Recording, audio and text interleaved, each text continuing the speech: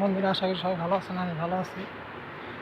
আপনাদের একটা আগে ভিডিও দিয়েছিলাম মাসাকারি কেমন, আমাদের ছাদ করা শেষ, ছাদের শেষ, ছাদ আমাদের কমপ্লিট।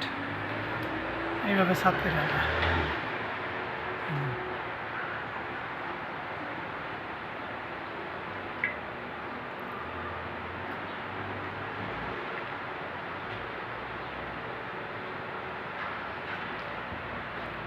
ছাদ করে এইভাবে বিশাল বড় ছাদ, কত বড় ছাদ। এর আগে একটা ভিডিও দিয়েছিলাম যে মাসাকারি, আর এই যে মাসাকারিরা ছাদ একদম কমপ্লিট, এখন ঢালাইয়ের অপেক্ষায় আছে।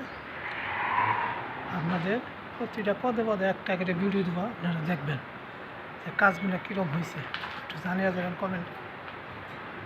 ভালো হয়েছে না খারাপ হয়েছে জানিয়ে যাবেন।